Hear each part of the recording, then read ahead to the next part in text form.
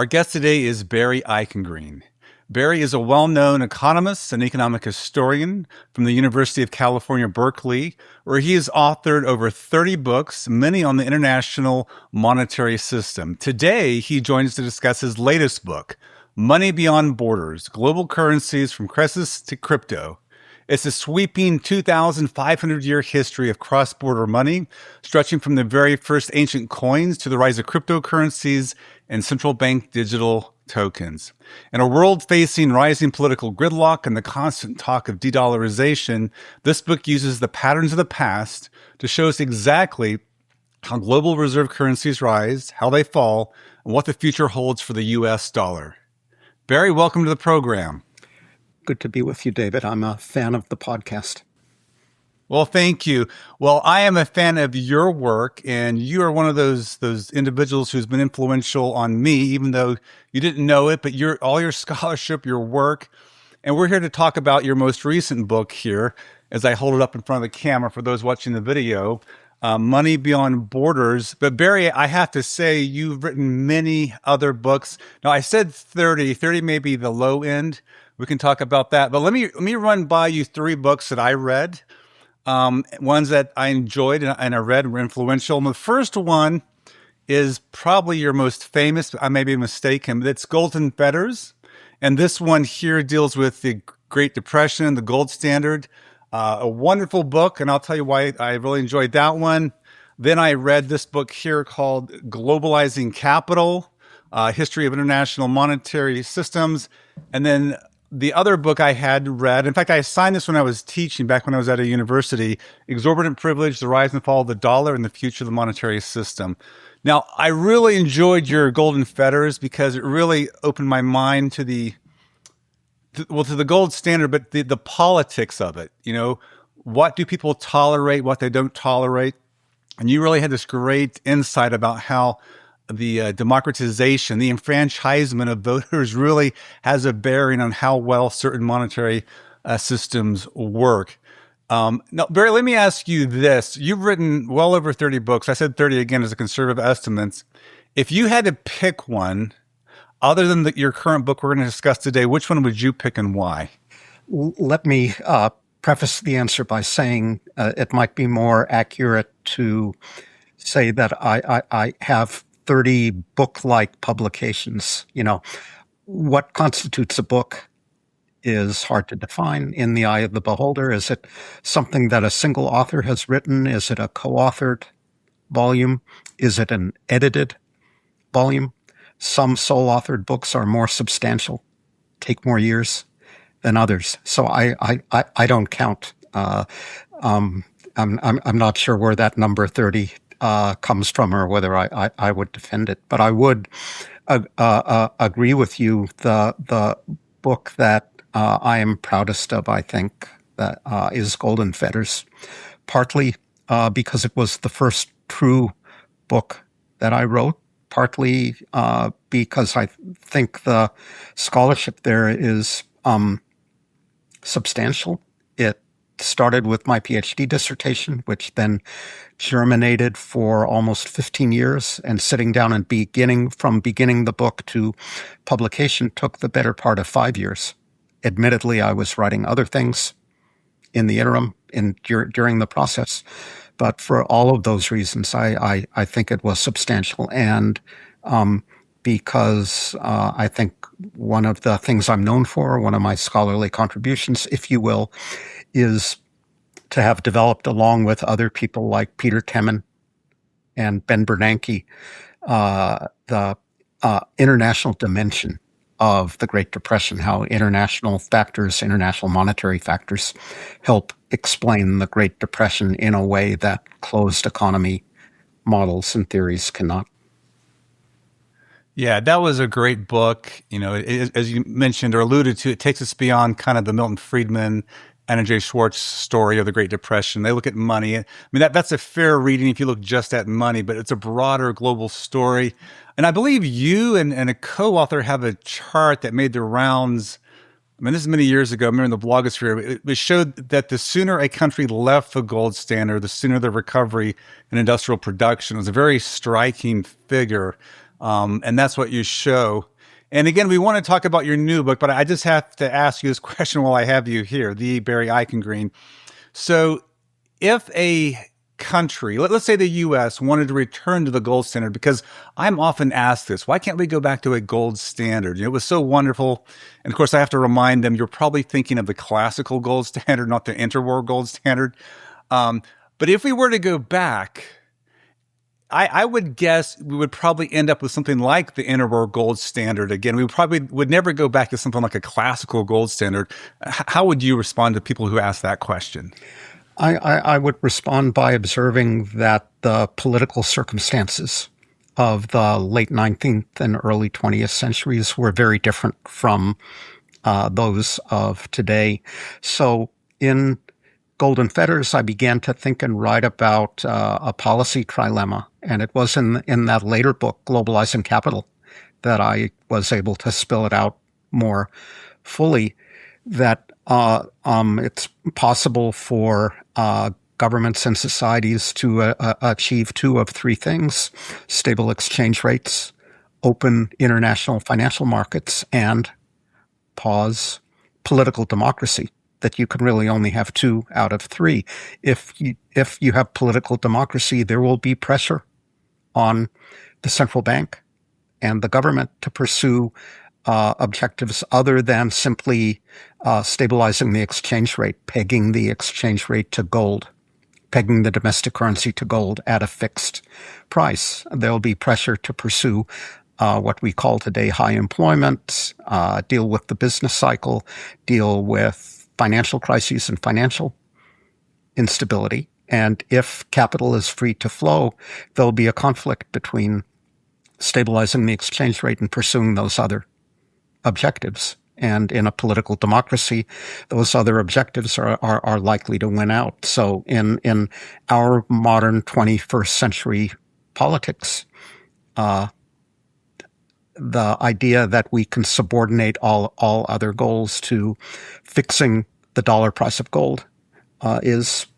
patently unrealistic. Yeah, that's why I was suggesting we would go to the interwar standard. But your point is we wouldn't go at all. I mean, there's just no way there'd be an appetite to return to something like that. But I mean, the interwar gold standard, the story you tell and others. I mean, Doug Irwin has a great paper, How France Caused the Great Depression, kind of builds on your story. Each country is going to look out for themselves if they have the gold exchange standard during that period. And I suspect it wouldn't be anything different. And you've written a lot about this. So maybe one last question before we get to your book related to this. At the end of the day, is it not so much the monetary standard, whether it's a gold standard or a fiat standard? It's really the deeper institutional commitment to price stability, the public support for it, that really what we fundamentally care about and what really matters? Absolutely. So I often get the question today, and this is anticipating our subsequent discussion, David, about why the dollar remained the leading global currency following the collapse of the Bretton Woods system. Many people thought that with the collapse of that monetary arrangement, the dollar would lose its dominance as the leading international currency, and it did not, because of the strength of the underlying institutions, the independence of the central bank, with Paul Volcker coming to the Fed, its reassertion of its commitment to price stability, and at a deeper level, the central bank, the Fed, is independent. The United States is a country of rule of law with separation of powers, et cetera, et cetera. People are beginning to think again about the strength of those U.S. institutions, and if they are not as robust as we assumed in the past, what that implies for the future of the dollar. So that's an indirect way of saying, yes, David, I agree. Yeah. And I think that's a point, a subtle point that many people miss. They think somehow it's the rule or the regime itself that matters. And it can help, but it's fundamentally a deeper commitment. And we just saw, I think, an echo of this. We saw during the 21-22 period, this real strong aversion by the public to high inflation. and it became something that was like number one in the polls. And it reminded me of some research that was done on the 1970s. In 1970s, you go back and look at Gallup polls, inflation becomes, worry number one above all these other issues at the time. And I think that was one reason, not the only reason, that someone like Paul Volcker could come in and do what he had to do. As unpopular as he was, there was still this broad support to fix the inflation problem. All right, well, let's move on to your book. Again, Money Beyond Borders, Global Currencies from Croesus to Crypto. It's a great read. And as I mentioned, 2,500 years. It's probably the only book I've read that looks at monetary history from that far back. So why write this now? You've written all these other books on monetary history. Why do this one? Well, partly for the fun of doing it. You mentioned the 30 books, and writing books is my artistic outlet, if you will. It's more Nice. fun than writing scientific technical journal articles with lots of equations, standard format, 90-page unpublished appendix. It was an opportunity to learn new things. So I hadn't written about ancient Greece and Rome before. It was an opportunity to read a lot of numismatics. When you do that early monetary history, you're looking at coin hoards and where they're found and speculating about how they got there, and archaeological evidence about the operation of the associated economies. What kind of pottery shards and other things did they leave behind? So it was a lot of fun to read those new source materials. More concretely, we are today in an age of digitization, rapid technological change affecting monetary and financial systems. And this is something you can understand better, I think, by looking at the long sweep of history. You see over time the movement from ingots, lumps of precious metal, to coins, to banknotes, to bills of exchange, to commercial bank money, now to distributed ledger technology, tokenization, and so forth. So I wanted to think about the future of the international monetary system as it will be affected by technical change, placing that in the longer term perspective. And finally, I guess, recent events have pointed up the connections between politics on the one hand and international currency status on the other. And again, looking at the long sweep of history is a way to highlight those linkages. Well, the book is a fun read. And again, I encourage listeners and watchers of the video to get their own copy of it. Before we go into this chapter by chapter, because again, a lot of great history in there, why don't you provide kind of like the executive summary? Give us the punchline where we know we are heading in this conversation. Punchline is very much what I alluded to before, that international currency status is not forever. We have seen the rise and fall of dominant international currencies repeatedly before in history, and the rise and fall both have political as well as economic correlates or determinants, if you will. The economic and financial ones will be familiar to our fellow economists. A healthy economy, growing international trade, foreign investment links, and so forth. But in addition, there are domestic political prerequisites, separation of powers, rule of law,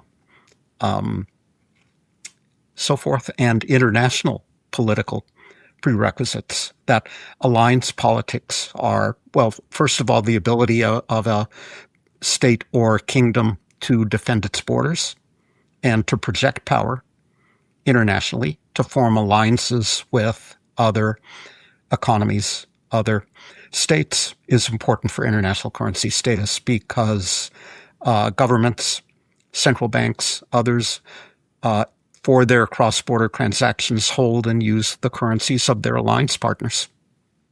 So you can trace those links all the way back to ancient Greece and Rome, and all the way up to the 21st century United States. Yeah, such a great sweep of history here. One last question before we jump into these chapters with the history of like Lydia and Greece. We'll do next. But do you think it's inevitable, given all those prerequisites you just outlined? So we check off that list for a particular country, and its currency becomes a reserve currency. Is it inevitable that we always end up with one dominant reserve currency? So if we were to rerun Earth's history, as you and I would say, do Monte Carlo simulations of Earth's history thousands and thousands of time, would we on average see a single reserve currency emerge, or do you think the possibility exists for more of a fragmented system? We have seen a more fragmented system repeatedly in history. For example, under the gold standard era before 1913 that you mentioned before, one of the underappreciated facts about that system was gold rarely moved across borders. It was expensive and risky to transport. So financial transactions were used to settle payments imbalances between countries, not only transactions involving the pound sterling, but also the French franc and the German mark. So that was, even though there was a first stage of globalization before 1913, there was a more multipolar monetary and financial system. Similarly, in the 1920s, both the dollar and sterling were consequential international currencies. That experience didn't turn out as well for a variety of reasons: badly managed financial systems, poorly formulated monetary policies, problematic politics. But, I think especially today in the 21st century, everybody has in their pockets a device, a smartphone with which they can trade currencies. So the network effects, it's costly and difficult to do business in a different currency than your counterparties, the people you deal with, are using. Those network effects are less powerful, I think, than they were in the past when transactions costs were higher. So I don't think it's inevitable, and I often argue that we are moving toward a more multipolar international monetary and financial system where several currencies will share the international stage. And I often say I'll keep predicting it until I'm right. Yeah, that was in I believe your Exorbitant Privilege book, but also it's near the end of this book as well. And so we'll come back to that point. All right, let's go into ancient history. Let's go to Lydia and then Greece. Tell us the story there. This is in chapter 2 of your book.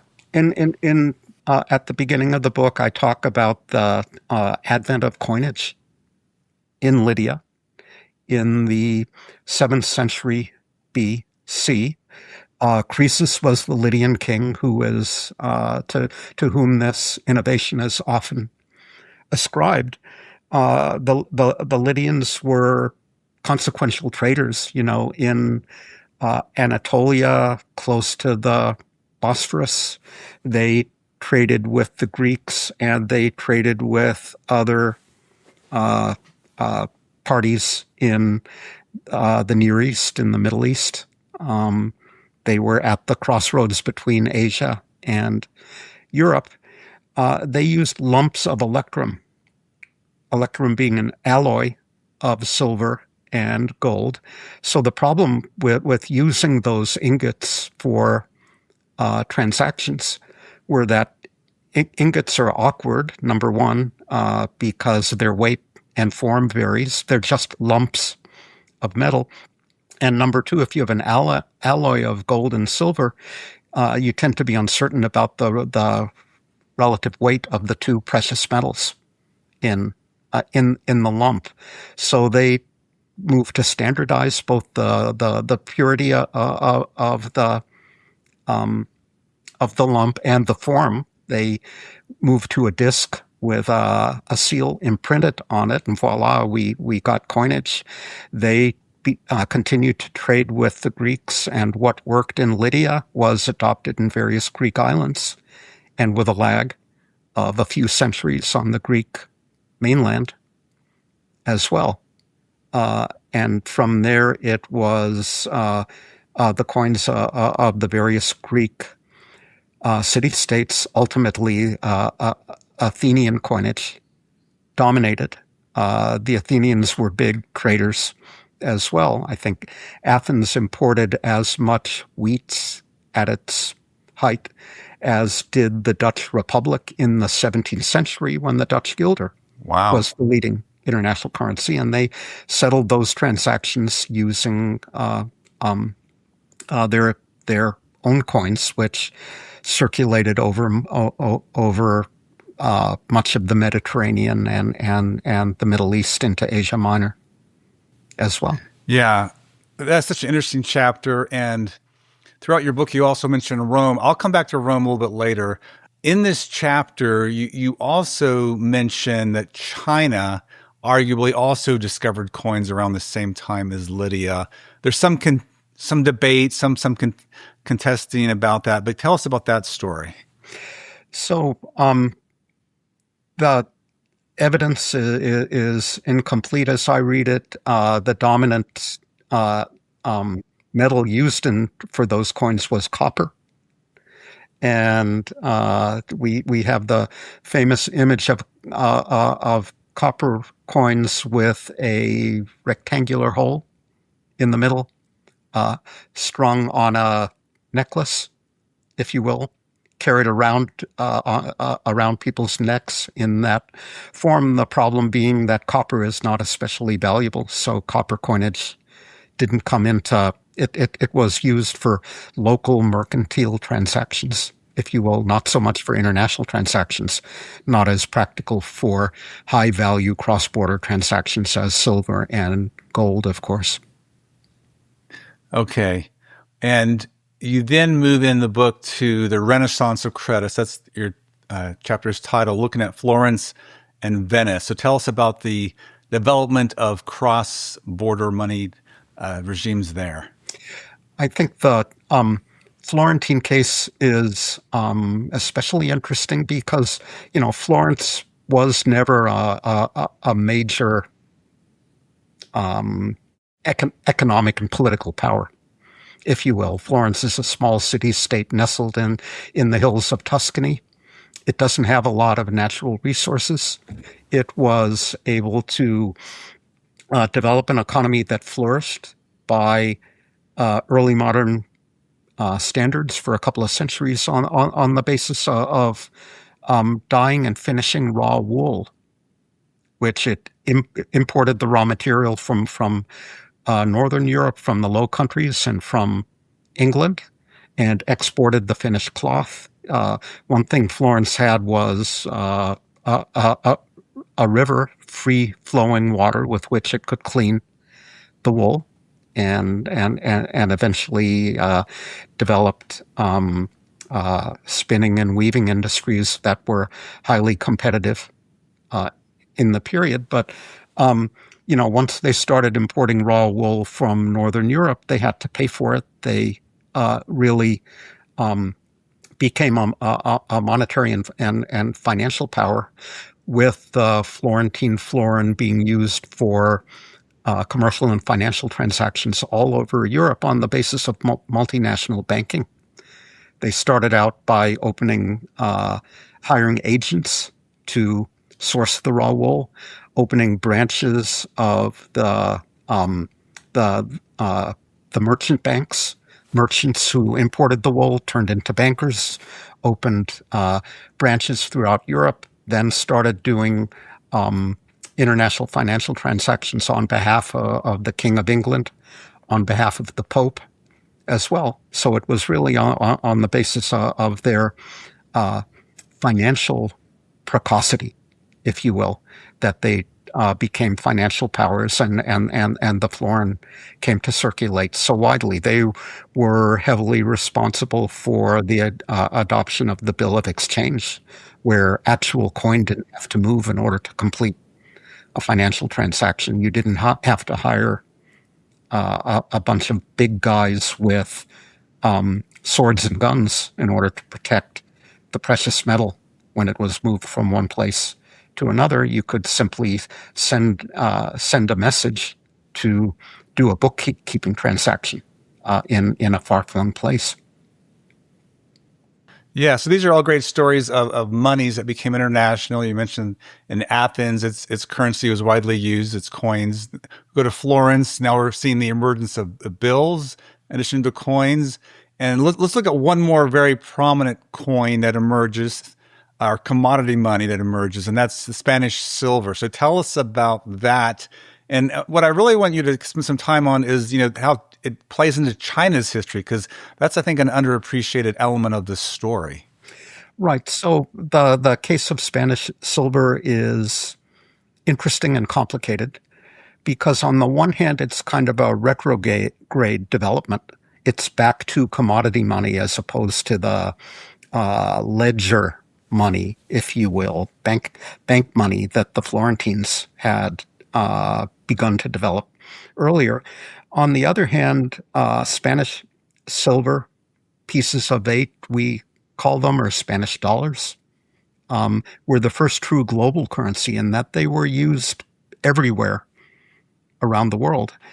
Spanish New World silver flowed from Spanish mints in present-day Bolivia and Mexico to Europe, and from Europe to Asia, India, China. They also flowed from Acapulco to the Philippines and on to China through the famous Manila galleons, the big ships that exported silver and imported silks and porcelains and other things from Asia back to the New World. So the Chinese economy ran on Spanish silver well into the 19th century. It was the dominant unit used there, and it was really one of the dominant units used in the United States as well. Spanish silver dollars, minted mainly in Mexico, were legal tender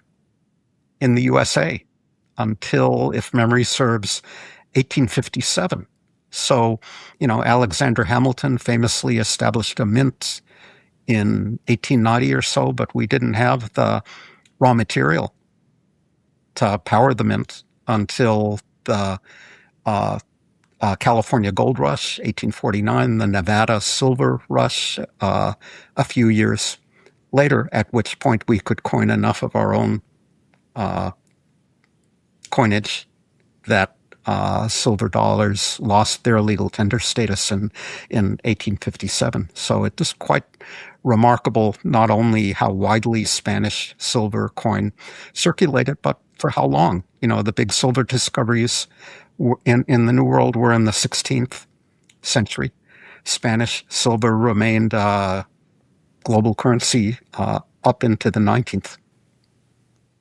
Yeah, that is such an amazing story. And that part of it where you mentioned the Spanish dollar, previous guest we had on is Brendan Greeley. He makes this point, you do too, is that the dollar was initially an international currency. Like you just mentioned, it was everywhere.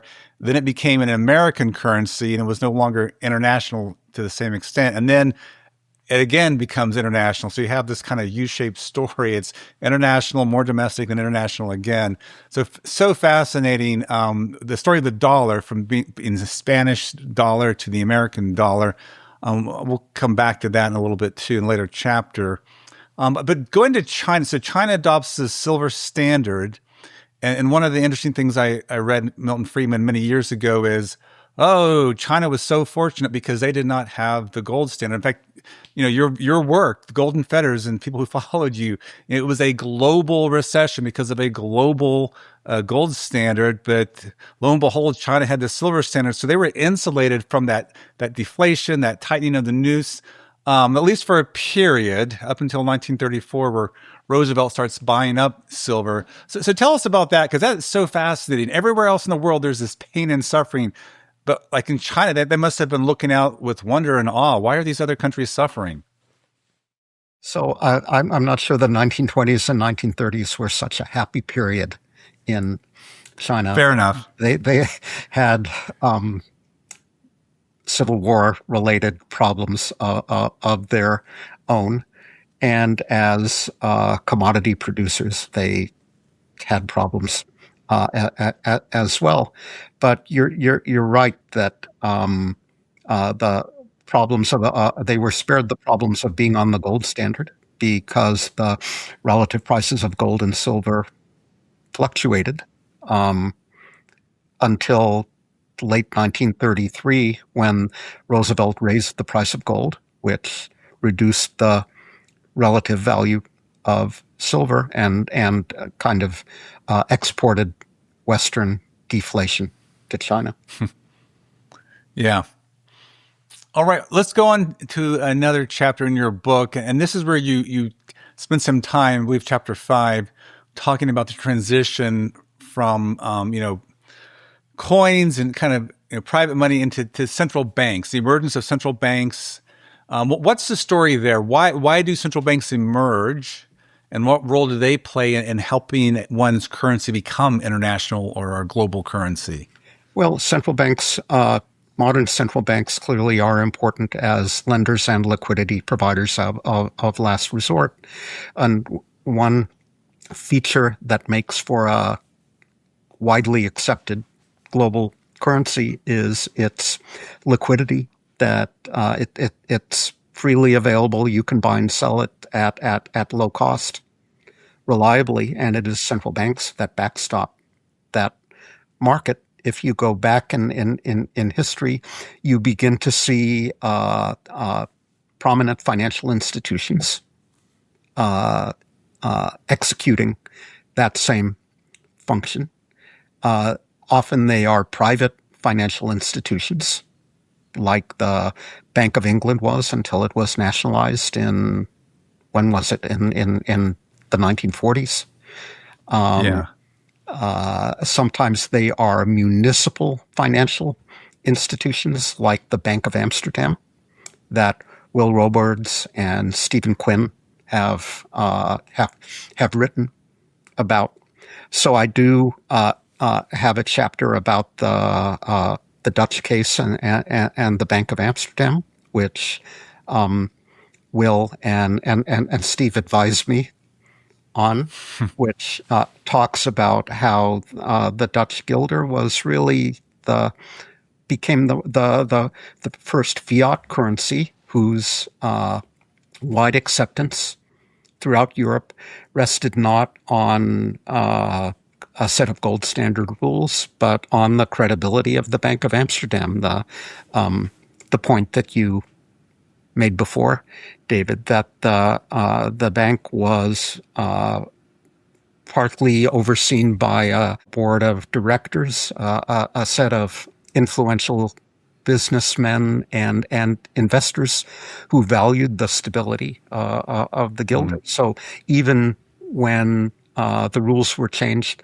such that everyone could not freely redeem their claims on the Bank of Amsterdam in gold, they were still willing to hold those claims and do business using Bank of Amsterdam money for a couple of a century and more. So Eli Heckscher, who you know from the Heckscher-Ohlin theorem, wrote about how when Russian and Swedish timber exporters were doing business with English importers, they would do the financial part in Amsterdam using Dutch guilders. Yeah, I had on the podcast, as I think you know, Stephen Quinn and Will Roberts on the Bank of Amsterdam, and that I learned a lot. I mean, I didn't realize you could argue that is the oldest central bank of sorts. Now, if you talk to someone at the Riksbank, they would say they're the oldest central bank in operation. So, that was my impression. They were the oldest, but to be fair, they're the oldest in operation. So central banks play a role. That they come in. I guess just to raise a different perspective on this, do you think central banks emergence, I mean, so they play this key role, as you mentioned, providing liquidity backstop, but they also tend to emerge as a way to support war efforts, right? The Bank of England, the Bank of France, they all were there to really provide fiscal support fiscal spending in those places. So the emergence of the nation state inevitably leads to conflict with other nation states, which inevitably means we need some kind of monetary authority that's going to backstop the government. So do you think that's part of the story there, the fiscal needs of an emerging nation state? I do think that's central to the development of the political as well as the economic prerequisites for a widely accepted international currency. So you're quite right that the early central banks tended to develop to meet service the fiscal needs of the state, and over time they developed this monetary aspect as well. But it was to serve those fiscal needs which were most urgent in times of war that they were really established. Yeah. So, to jump ahead just for a minute, to disrupt your chronology, the Federal Reserve was developed for very different reasons: to provide an elastic currency, to deal with interest rate fluctuations, and to internationalize the dollar, not in anticipation of World War I or anything like that. But as you know, the dollar played no international role before the Fed. That's another example of how there has to be a central bank to support the market in trade credits and financial markets more generally in order for a currency to acquire international status. Yeah, I bring this up because I'm someone who's read some of the free banking literature. For example, the Scottish free banking 100-year period, no central bank, seemed to do okay. The Canadian free banking system. And, and so I'm sympathetic to the arguments made there, but it seems as if history has turned out that the equilibrium or the outcome is a world of central banks, right? We're not in a world of free banking. And I was talking to Jesus Fernandez Villaverde, who's also someone of an economic historian. And we got in this discussion. In fact, he was on X making this point about modernity. People will sometimes attribute things to capitalism, the challenges, the big corporations, but he attributes it to that's just a requirement for the modern age we live in. We need big institutions. And so I pushed him. I said, what about like central banks? And he's someone else who's very, sympathetic to free markets, and he knows the literature. He goes, I think, when we have nation states, eventually war arises and you're going to need something like a central bank. It was almost, I don't want to say inevitable, but it was definitely a path that was maybe a path of least resistance. So here we are with central banks. Now, you mentioned the Fed's an exception to that. And the Bank of Amsterdam, it was more of a private entity, a city bank as well. But it's interesting to see maybe these big forces kind of pushing us, nudging us along to the emergence of central banks. Yeah, so I agree with that. It speaks to the debate over stablecoins at the moment. One way of interpreting that is an attempt to go back to the private provision of money, competing currencies, 21st century version of free banking, if you will. Will it work? Well, the answer hinges in part on whether you think, as I do, that the arrow of history points toward the public provision of the public good of stable money.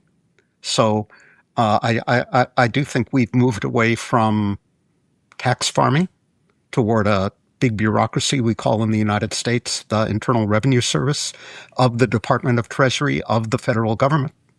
And similarly in the monetary sphere, I think we have moved away from private monies toward recognizing that there are advantages to the public provision of money, although, this is a very contentious debate among us economists where ideology plays an important role. It is, and I'm probably more sympathetic to the free banking literature, but I also see the reality on the ground, I guess is what I'm saying. It just seems like we ended up in this place through trial and error. And again, if Jesus, who I would say is probably similar in view to me, can see that point. I think, there's something to be said for it.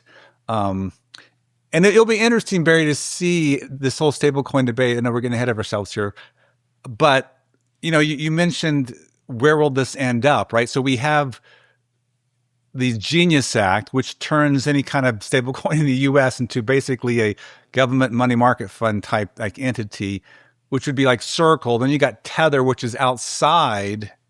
And so you have almost an experiment. We're having an experiment. We're going to have something more free banking. Tether is the free banking model outside the U.S., and Circles is the more regulated in the regulatory perimeter of the U.S. government. So it will be interesting to see if one day. So if what I'm saying is right, then one day maybe Tether might also be in that regulatory perimeter. Push comes to shove, when they get bailed out or something happens, they'll be the same as Circle. Sure. So Tether has already announced that it wants to clone itself and issue a Genius Act compliant version of Tether to circulate in the U.S. and plain vanilla Tether will circulate in other jurisdictions. All the stablecoin issuers I'm familiar with want to buy banks, trust companies, and get access to its balance sheet. So I think what comes next is uncertain. You used words like interesting and exciting. That it will be interesting and exciting is the one thing we know for sure about what's happening. For sure. Going back to your book where we were discussing previously, that the following chapter gets into the Bank of England, which we touched on. And as I read that chapter, now maybe I'm making a bad comparison here, but I was taken back to Rome. The British Empire, the sun never set around it. Arguably, military played some role in it. But Rome also had this money throughout its empire. And I think you argued that a lot of it had to do with payment to soldiers. It got spread versus direct retail use. But are there any comparisons, do you think, between the emergence of and spread of Rome's money with Great Britain's money, or are there two different beasts altogether? I think I would point to more differences than I would similarities. The word empire applies in both cases, but what is different about the British case is the remarkable development of the London money market in the early 19th century, when it becomes the first true global financial center, in the sense that banks from around the world set up branches or offices in London, and in order to be able to do cross-border business in pounds sterling, that British banks set up branches of their own around the world in order to similarly provide sterling-denominated financial services to companies and banks and governments in far-flung places. So you have a level of financial development or financial articulation there that I don't think had a precedent in any of the earlier cases that we talked about. The other thing to bear in mind, and this is a similarity, that Rome was an important trading economy and so forth. Britain was the leading trader. Britain was the single largest economy in terms of GDP in the first half of the 19th century, until it was eventually overtaken by the United States and Germany and others in the second half of the century. So it's not only the financial aspect, but the fact that Britain was the first industrial nation, home of the Industrial Revolution. That has a lot of power to help us understand how the pound sterling became so important globally. Yeah, for sure. Very different stories altogether. I'm reaching there, Barry, because we all like to talk about Rome, bring Rome into the picture. But the Bank of England, I think you would say then, is probably the the benchmark where we look back and we learn the original, ideas and lessons. I mean, Badgett, right? We learn all these things. What is the art of central banking? And the Bank of England kind of tells us what it is. And of course, we continue to grow and understand. One last question on Rome. I just have to squeeze this in there.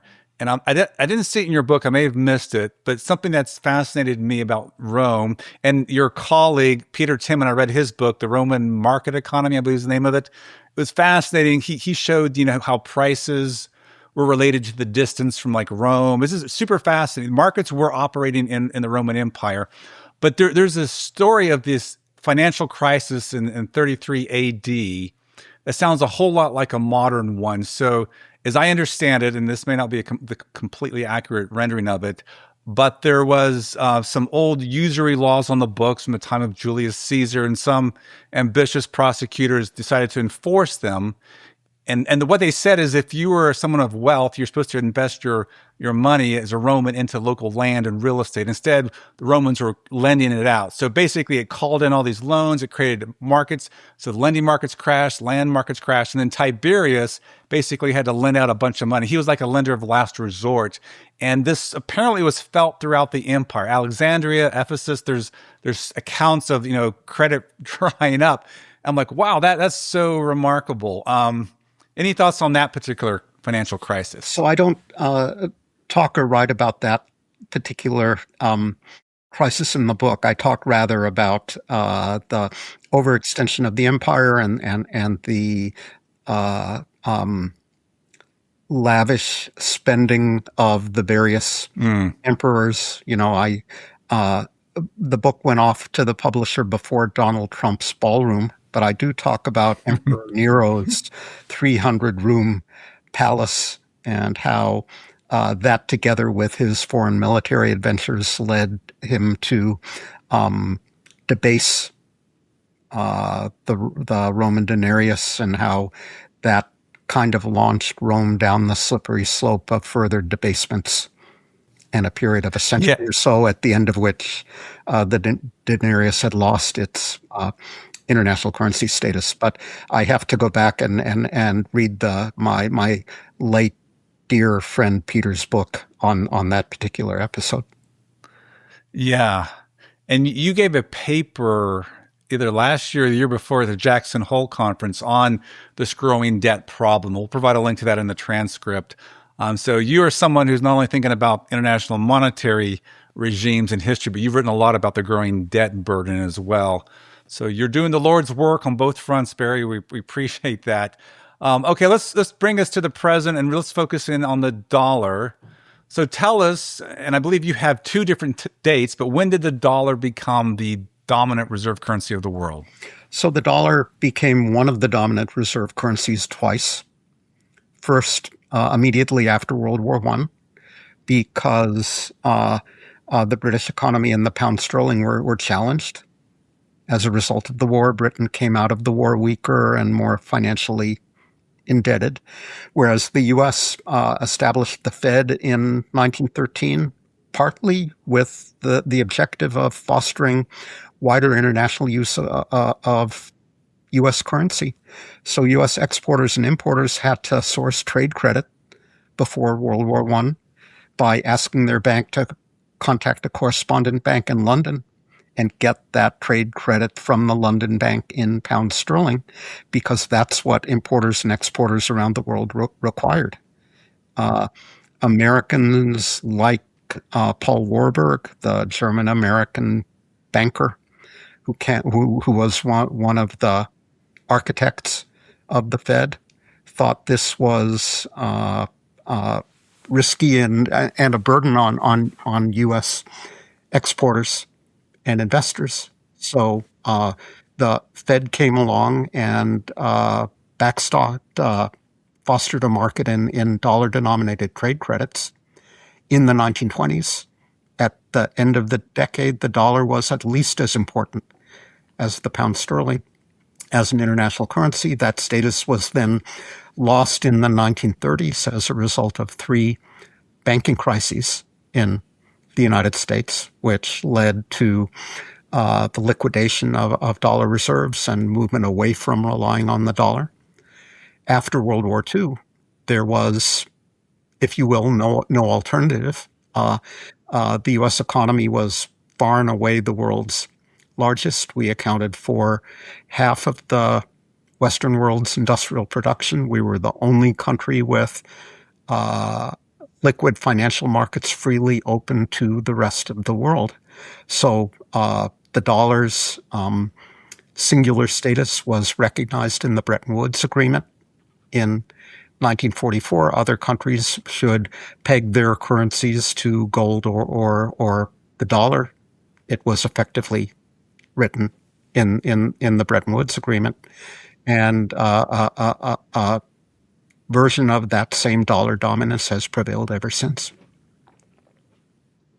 So going forward, in your book, you mentioned some potential competitors, but also some potential problems at home.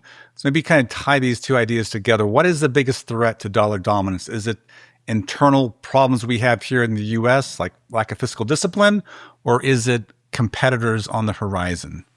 It is those internal problems. So both economic and financial problems, debt to GDP ratio, which is beginning to rise to alarming levels as a result of chronic budget deficits that neither party has the appetite, the willingness, the ability to address. And we know there will come a point where international investors will grow reluctant to hold U.S.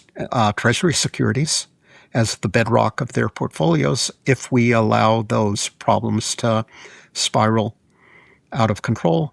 And also the domestic political issues that we both alluded to at the beginning of the podcast, that confidence in the dollar rests also on political foundations. Independence of the Fed, rule of law, separation of powers, control of corruption, all that. So looking at the competitors, so let's say we somehow get our fiscal house in order, we deal with some of the problems internally. Do you see any competitors that would put up a challenge? Now, you alluded to the internal problems being more important, but China, Europe, what else is out there that could possibly pose a challenge to the U.S. dollar? I think there are a number of alternatives out there that can nibble at the dollar's dominance around the edges, but none of them that can challenge the dollar, replace the dollar, fill the dollar's shoes, if you will. So typically we look to other big economies as potential rivals to the dollar on the grounds that they have a large domestic habitat, if you will, a large platform for their currencies. They do a lot of international business, logically, in their own currency. But the euro has gained zero ground on the dollar as an international currency in its 25 years of existence because European financial markets are not as liquid as U.S. financial markets. They're siloed. Europe has a project, Capital Markets Union, designed to create that euro area-wide liquid financial market, but there's resistance to completing Capital Markets Union from banks, which are national champions, fund managers in places like Luxembourg and Ireland, where they don't want to give up their prerogatives to European regulators. There's a shortage of AAA-rated government bonds in Europe, equivalent to U.S. Treasury securities. Only 3 or 4 European governments have AAA ratings from all the major rating agencies. And the ability to project power and influence internationally that the U.S. possesses doesn't exist in Europe. There is no common foreign and defense policy. So they're trying to address all those obstacles to the euro playing a larger global role. But we have learned that that kind of progress does not occur quickly in Europe. When will they have removed all of those obstacles? Not this year, not next year. In a decade, who knows? And as for China, they're moving as fast as they can to promote wider international use of their currency, the renminbi. There I would make a couple of observations. Number one, they're starting out way behind the dollar. So if the dollar accounts for 57% of foreign exchange reserves worldwide, the Chinese renminbi accounts for 2%. And we see the same disproportion along a variety of other dimensions. Why is no mystery. China has been trying to internationalize the renminbi for like 10 or 15 years. The U.S. started in 1913 with the founding of the Fed more than a century ago. So that makes for a big head start. Cross-border payments using the renminbi had been growing at double-digit rates until 2025, when they barely grew at all. So the Chinese economy used to grow at 11% a year, and now they grow at 4%. So I don't think anything will grow at double-digit rates in China, including cross-border payments going forward. So the date at which the renminbi will come within hailing distance of the dollar is, I think, far in the future. And finally, there are those political issues that I alluded to in the U.S. context. China is not a country famous for rule of law, separation of powers, and independence of the central bank. The absence of those traditional political prerequisites for international currency status is a headwind for the renminbi as well. Okay, so no meaningful competitor on scale anytime soon. On the margin, maybe they nibble a little bit here and there. But let's say for the sake of argument, we do get to a place, a multipolar world, the one that you said you've argued for, you think at some point maybe it happens. So I just want to throw this out there. There is a paper, a well-known paper by the late Emmanuel Fari and Matteo Maggiore, and they kind of invoke this nurse warning, the economist Ragnar Nurse, where he argued that if you have a multipolar world in terms of currencies, it's actually less stable. And I think the argument goes something like this, that you got, let's say three regions. You got the Eurozone, the renminbi zone, and the dollar zone. They're all meaningful, sizable competitor. They all have safe assets. And the argument I understand is if there's a crisis in one, you have a great incentive to run to one of the other zones. And so you have a bigger, flood of funds moving across borders. So it's like a bank run, but from one currency zone to another, as opposed to if you just had one, you're not going to run as much because there really is no place to run. So what do you think about that point? That world may be one with more financial instability if you have cross-currency runs. It's a very good paper, but in answer to your question, I will invoke the Economist standard line. It depends. In other words, it depends on the underlying policies. If the policies of the central banks and governments responsible for the respective reserve currencies are sound and stable, then we end up in a situation where there are multiple providers of international liquidity providing the finance needed for the continued expansion of trade and payments. If the underlying policies are unstable, then you can get those volatile shifts from one market, one liquid market and one currency to another that will upend prevailing exchange rates, wrong foot important institutional investors, lead to financial crises, and all that. I would just observe that we have seen examples of both types of systems before.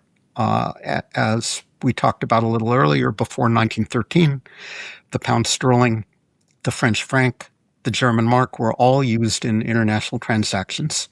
They all traded in liquid markets, and that system worked well because, broadly speaking, the underlying policies were sound and stable. In the 1920s, we had both the pound sterling and the dollar, and due to economic and financial problems, financial crises of various sorts, that system worked poorly. So it depends I don't think that the global economy can run on dollars and dollar liquidity alone forever. That the 21st century version of the Triffin dilemma, Robert Triffin Hmm. actually having been one of my professors in graduate school at Yale, that's another story. The 21st century version goes that the U.S. Has to provide liquidity to the rest of the world sufficient in amount to grease the wheels of international transactions, but our ability to do so is limited by our fiscal capacity to raise the tax revenues to service the debt that we distribute around the world. So that's a dilemma. And other national sources of liquidity are the solution to the dilemma, in my view. So I think we're going to have to figure out at some point how to manage a more diverse, more multipolar global monetary and financial system. If the logic of convergence prevails and poor countries grow more quickly than mature economies over time, the U.S. will logically come to account for a smaller share of global GDP, at which point our fiscal capacity relative to the world's liquidity needs will decline as well. And we're not going to be able to operate a unipolar international monetary and financial system indefinitely into the future. Those are all great points. And with that, our time is up. Our guest today has been Barry Eichengreen. His book is Money Beyond Borders, Global Currencies from Croesus to Crypto. Be sure to get your copy of it. Barry, thank you for coming on the podcast. It was fun, David. Thank you.